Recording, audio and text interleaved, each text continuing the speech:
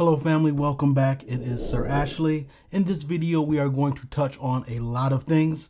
But before we do, please let me know if you hear me correctly. I'm using a new microphone. Typically, I have on the lavalier mic. So audio is a huge thing to me. So if you're hearing me correctly, please let me know in the comment section if you hear me okay. It's been a week since I dropped a video and a lot of things have happened. And we're going to talk about the housing crash, and if there's one around the corner. We're going to talk about Wells Fargo and how they shut down lines of credit. Then we're going to talk about inflation concerns and how it's already impacting everyday Americans. And we're going to address home builders and their costs and the pace of construction. I told you it's a lot. We're also going to touch on the cost of buying a home and if government intervention will provide relief or if it will cause more harm in the long run. And then I'm going to give you an update on the prices of lumber and what that means for home buyers moving forward and if that will contribute to a housing crash in the future.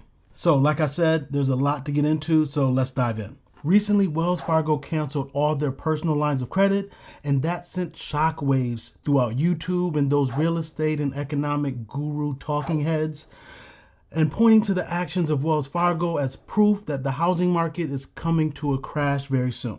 And as I saw these videos come out and getting thousands upon thousands of views, only thing I could do was shake my head as they misled the masses.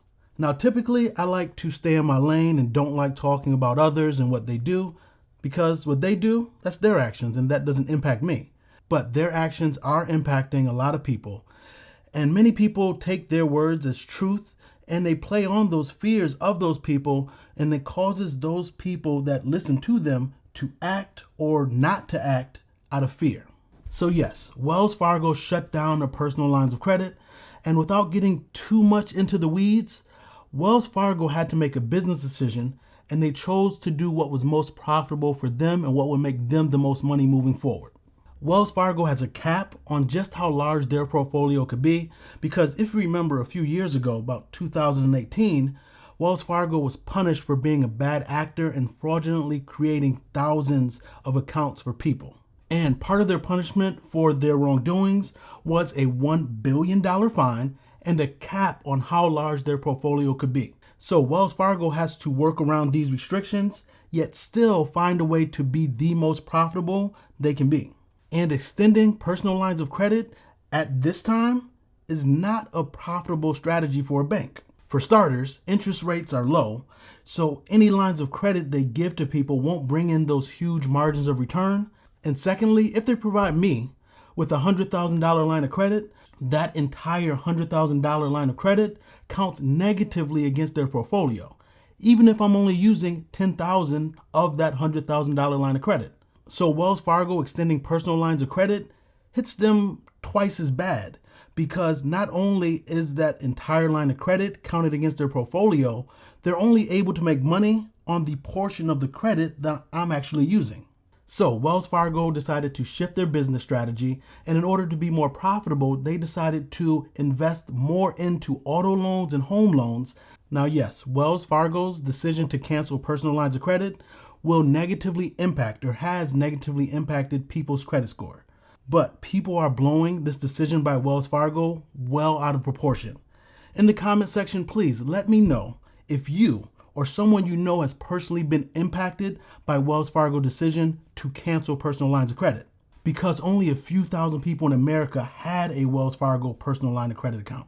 So in my estimation, Wells Fargo's decision was purely a business decision, and they had to work within the restrictions and confines that they found themselves in due to their own prior misactions. And this decision will not have any bearing on a housing crash or the housing market. Now, if Wells Fargo decides to stop or cancel home equity lines of credit, then that would be a different story. But that's not what they did. Let's move on and talk about inflation concerns. Inflation is real and there is no way around it. Food costs more, gas costs more. Even Coca-Cola came out this past week and said that they'll be increasing the prices on their soda. Everything is costing more nowadays because of supply chain issues and demand. Not only is it costing more to make certain items, but it's also costing more to ship and transport those items as well. Also, we have employees wanting to be compensated more and to feel like they're being compensated fairly for their time. So businesses and employers have some decisions to make.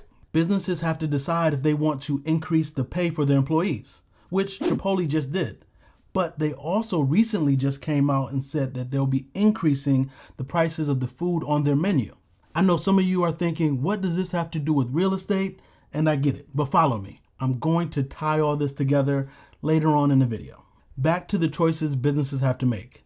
Businesses have to choose between taking those additional expenses and eating them and just becoming less profitable, or they're going to decide to pass on that additional expense to the end consumer.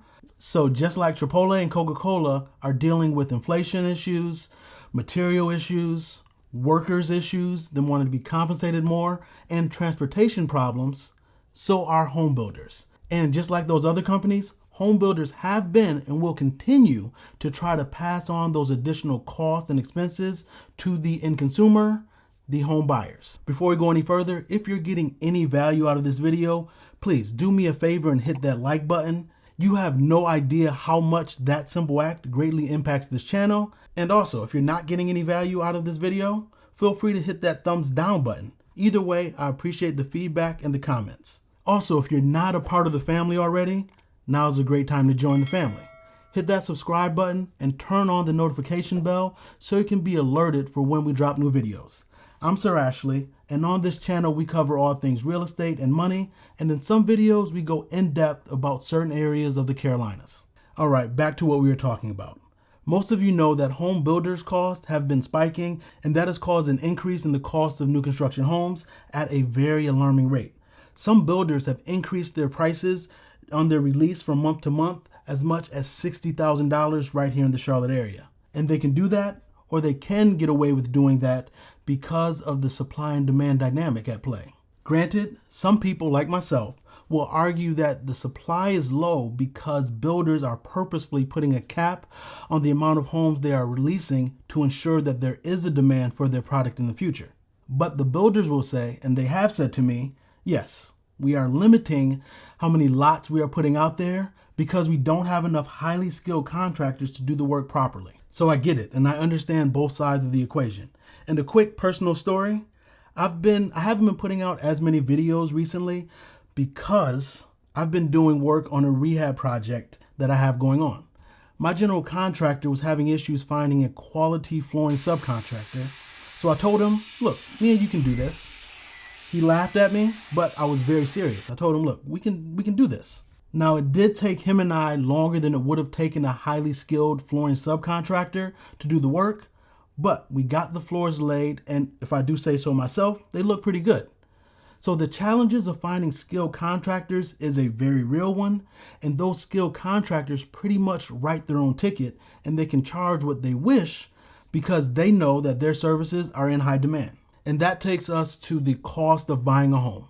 According to Redfin, the national median home sale price hit a record high last month at just under $387,000. That's up 25% year over year.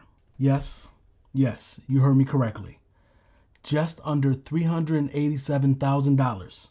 Home costs today are insanely high, but low interest rates allow people to be able to afford those high prices. And as of June 22nd, 2021, the average 30-year fixed mortgage interest rate was below 3%. Actually, it was 2.98%, which is a decrease of 6 basis points compared to 1 week ago. Yes, low interest rates allow people to continue to be able to afford these mortgages, but I see 2 additional challenges moving forward. For starters, I do not see home prices coming down. Yes, we've already seen home prices start to level off, but leveling off is much different than coming down. Leveling off, at least in how I'm describing it, is that instead of seeing a 25% increase year over year, we will see a more healthy and sustainable 5 to 10% increase in home prices year over year. But if and when interest rates do go up, even if prices remain the same or level off to a reasonable, sustainable number, many people will find themselves unable to be able to afford a home. So an interest rate increase is one potential challenge that could hinder the housing market, and the other is government action. Now, I'll bring this up now because the Biden administration is setting their sights on home ownership and making home ownership more accessible to the average working American. And I'm not political. Okay. Those of you that know me know that I'm very political, and I have a government degree from Georgetown University, and one of my best friends work in Congress. But on this channel, my goal is not to be political.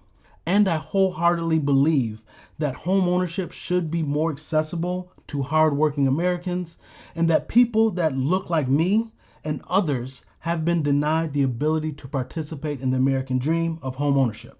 Now, I want to say, I don't have the answers. I am just raising a huge concern that I have.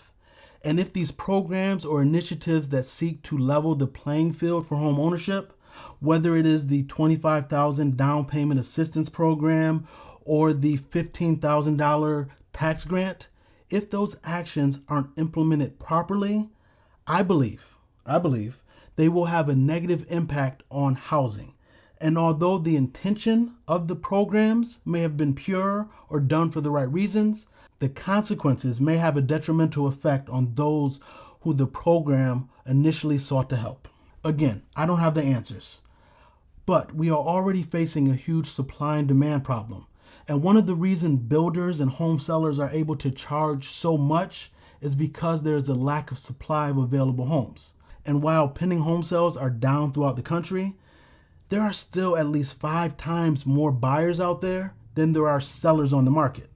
So if these programs that are intended to help people buy a home go into effect, they will cause prices to skyrocket even further. So until we address the supply issue, I believe, again, personally, I believe that government assistance in terms of helping Americans buy homes will cause more pain and more inflation in the market. Now, let me give you an update on lumber prices. Lumber prices have fallen over 65% in the past 6 weeks. Now, lumber prices are still 100% more than they were pre-shutdown.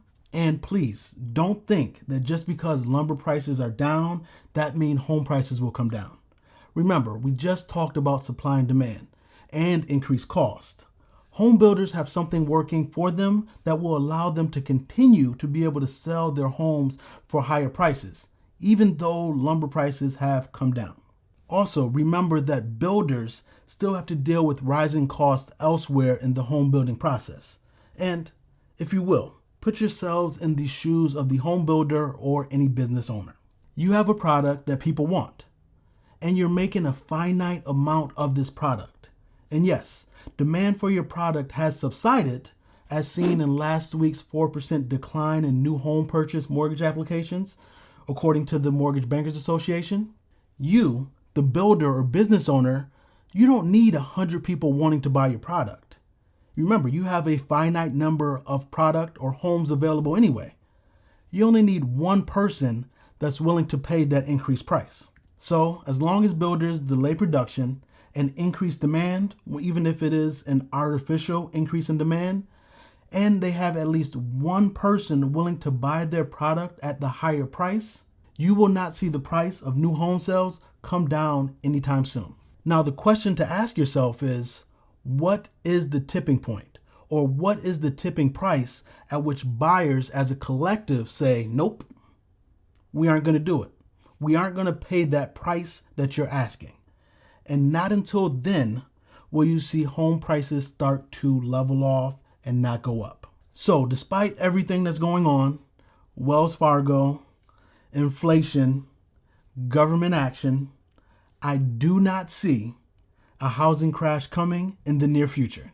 If you've gotten any value out of this, please go ahead and leave a comment and make sure you hit that like button. And if you're not a part of the family, go ahead and join. It's free. I'm Sir Ashley. Talk soon. Talk to me